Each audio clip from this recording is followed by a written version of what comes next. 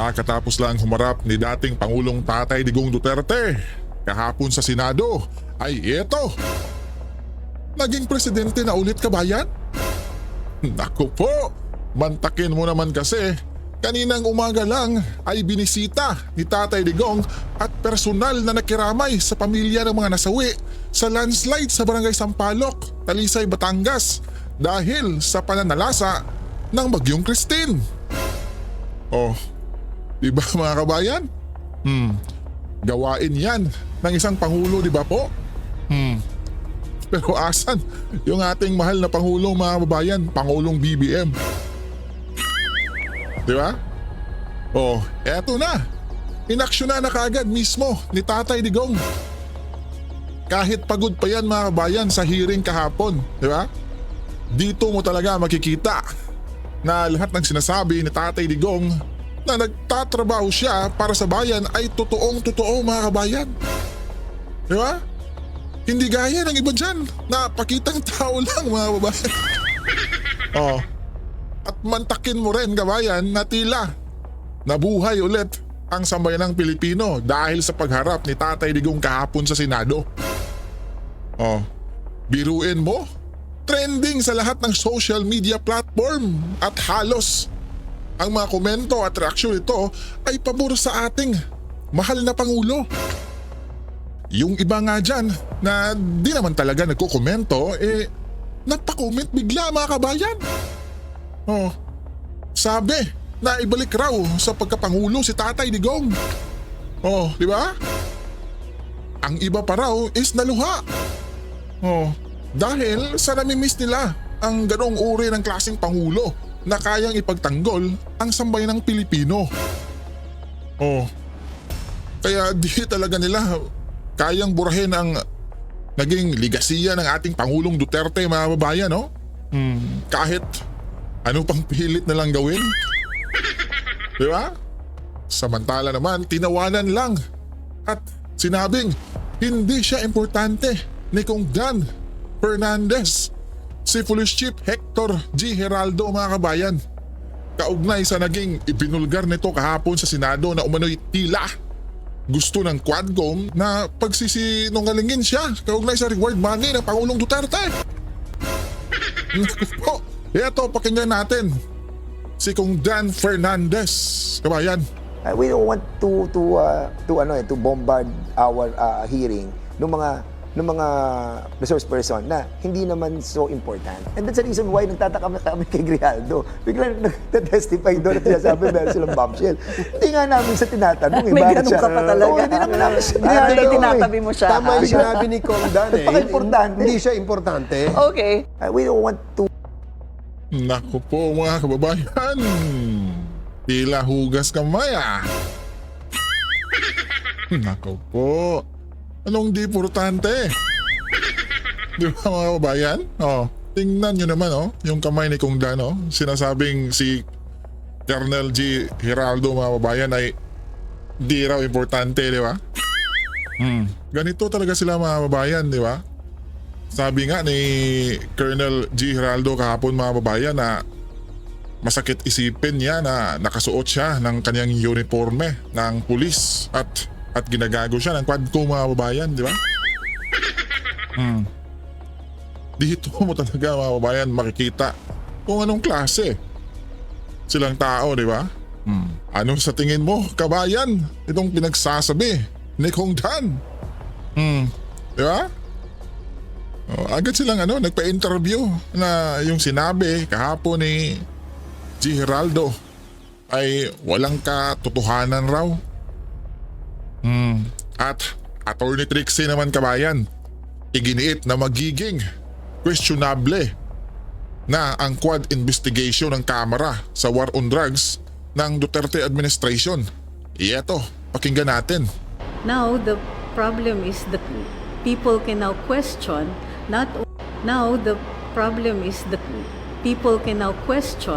not only the proceedings insofar as Colonel Grijaldo is concerned, but previous witnesses. They're relying on recanted testimony. They're relying on witnesses who are obviously pressured. So, the findings, the entire findings of the committee can now be called into question. Kasi kung meron tayong nakikita na isang witness na may testigo siya, tetestigo siya, na siya po ay pinipilit na magsalita o pumirma ng isang affidavit na hindi naman totoo yung mga nakalagay doon. Alam natin na mayroong yung ibang mga witness din ay halos kapareho yung mga wordings na lumalabas sa kanilang mga affidavit na suddenly they change their minds, I see the light, meron na silang bagong affidavit, bago na yung direksyon ng kanilang pagtetestigo. Ngayon, ang kredibilidad na ng Quadcom at lalong-lalo na ng mga kongresista na directly in-identify nitong saksi ay maaaring questionin.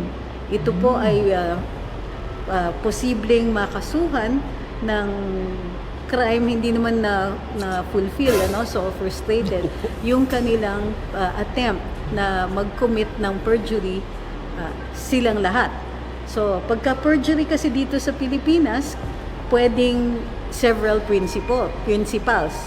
Yung isa, yung tao na naghikayat o nagkukompel o nangmimilit na mag-perjure, at yung perjurer himself.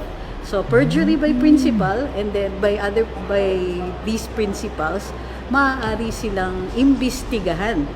Hindi lang para dito sa attempt na mag-perjure si Colonel Grijaldo, pero pati dun sa ibang mga saksi.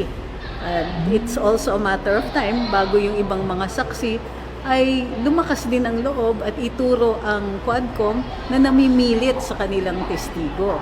So interesting ang drift ng Quadcom ngayon. Dati parang tuloy-tuloy, they were getting witness statements, tapos pasama ng pasama, dinidiin ng dating Pangulo, dinidiin ng ilang mga opisyalis ng PNP, Tama ka dyan, dinidiin yung Atty. mga dating Trixie. opisyalis ng PNP, may mga senador pa na involved.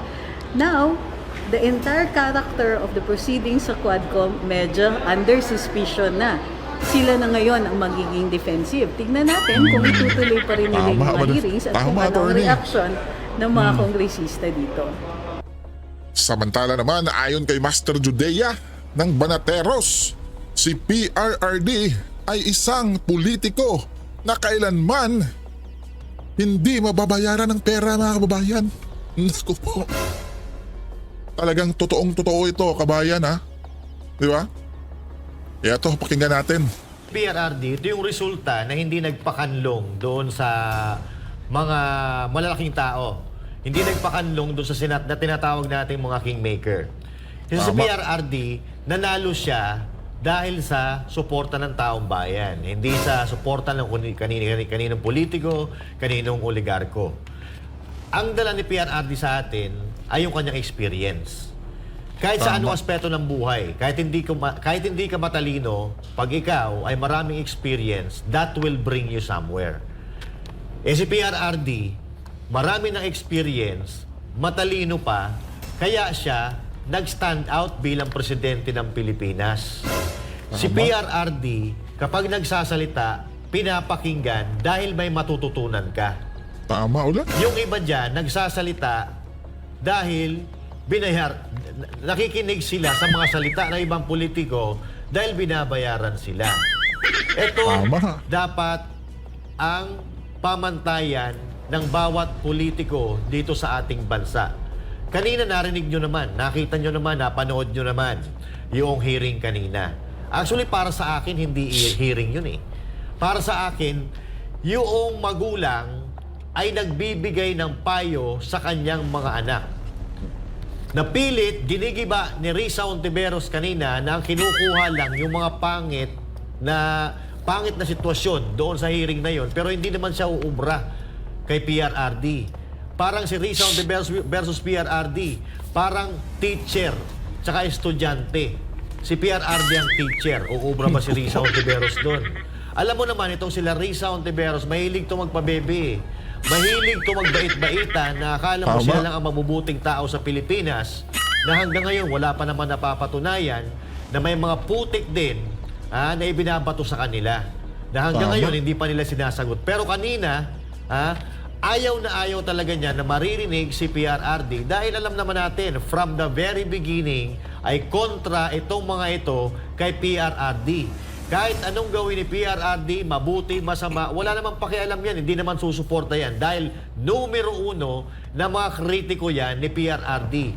Pero gusto kong puriin ng dating presidente ng Pilipinas dahil hindi sa lahat ng oras kaya nilang lamunin ang mga tinatawag nilang resource person. Sila Tama. ang nilamon ni PRRD kanina. Yaan Tama.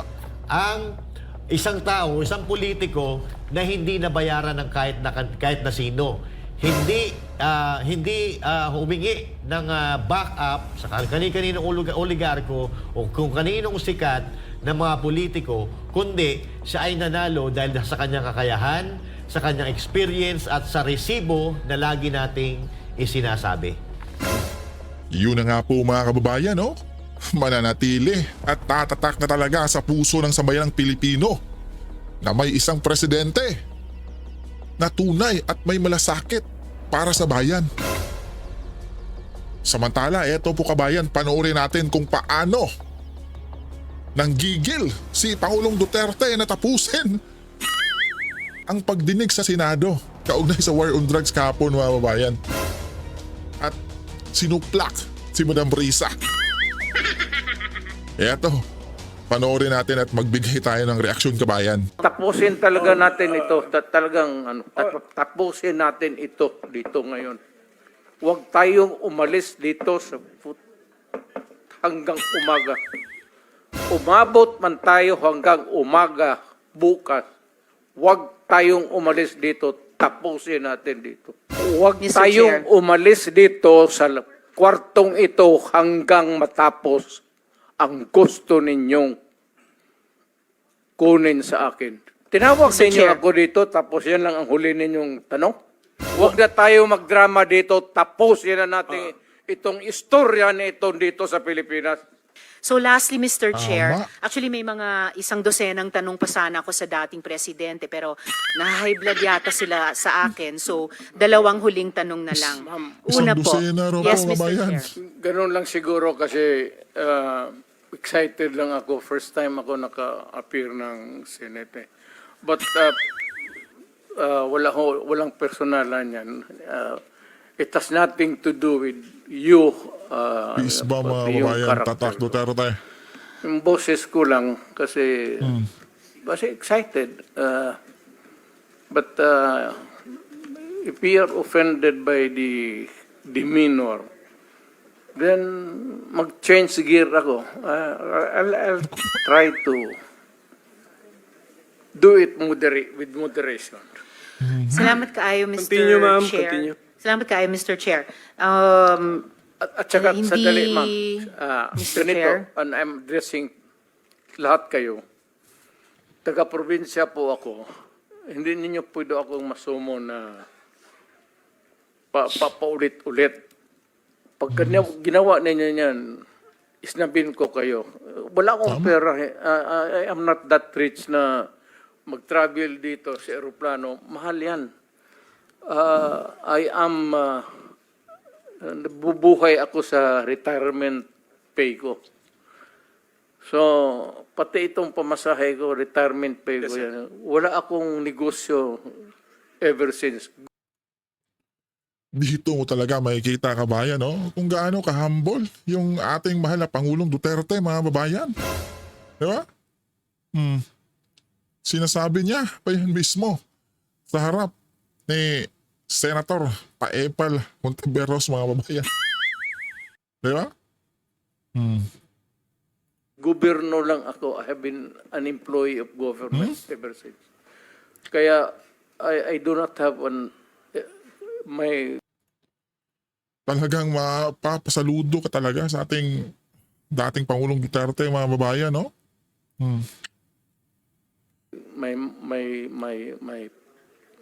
my public life is open to everybody. So, magastos masyado, ma'am. Kaya, kung maari lang, tapusin natin ito hanggang bukas. Huwag na tayo tama. umalis dito. Thank you, Tama, Mr. Mr. President. President. Salamat kayo, Mr. sir. Chair. Tapos, tapusin talaga natin ito. Tapusin natin ito dito ngayon. Huwag tayong umalis dito hanggang umaga. Umabot man tayo hanggang umaga bukas. Huwag tayong umalis dito. Tapusin natin dito.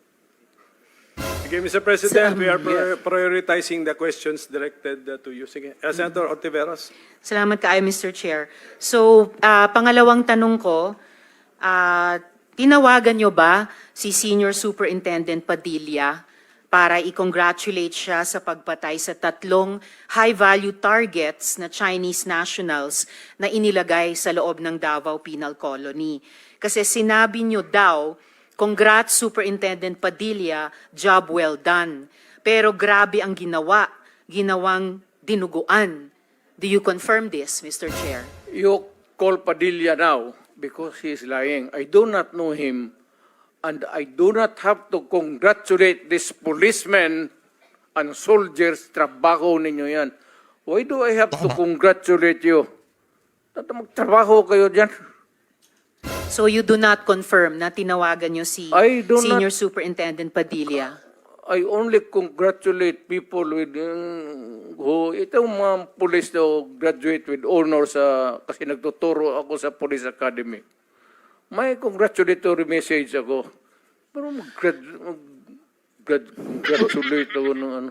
Well, Mr. Chair, of course, absolutely hindi naman natin kailangan investigate yung graduating with honors sa academy. Pero yung EJ case sa war on drugs, kailangan talagang kaya natin iniimbestiga. Kaya ma'am, huwag Mr. tayong Chair, umalis dito sa kwartong ito hanggang matapos ang gusto ninyong Mangyari. kunin sa akin. well, Mr. Chair, Tama, so Mr. yung President. huling tanong ko for today, for the record, Bakit ano po? tinawag Mr. ninyo Chair. ako dito tapos yan lang ang huli ninyong tanong? May mga colleagues pa yata tayo, Mr. Chair, na magtatanong sa dating presidente. So, for the record, sinasabi nyo ba na ang mga drug users at drug criminals ay dinideserve nilang mamatay na lang kaysa pumunta sa jail? O para i-paraphrase ko si Patricia Evangelista, do some people need killing, Mr. Duterte? Ma'am, presidente ako. Nagagastos ako sa gobyerno. Bakit ako magbubuhay sa mga p***nang yan? Ikaw yung pera na ipapakain ko dyan sa preso, ibigay ko na lang doon sa mga tao dyan sa walang bigat. So, mas okay Walang pong trabaho. patayin sila kaysa ipreso Wala akong pakialam sila? dyan sa kriminal, ma'am. So, thank you for Kung making that of record. pakialam sa kriminal kung saan silang impernong gusto nilang pumunta. Well, Mr. Chair, for the record, You make your own history in this planet.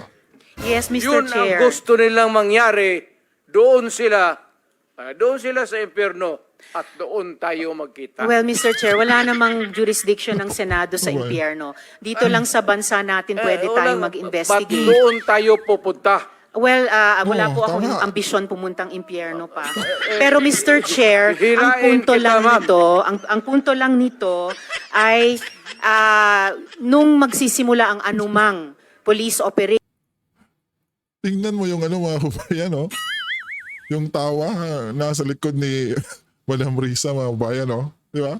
Mukhang tila sinasabi niya ng kanyang mga mata na idol ko na rin tong pangulo, dating pangulo na ito. Di ba? Mga kabayan. Matatawa ka na lang talaga sa kay Madam Riza, mga kabayan. Talagang supalpal kay dating Pangulong Duterte, no? Diba?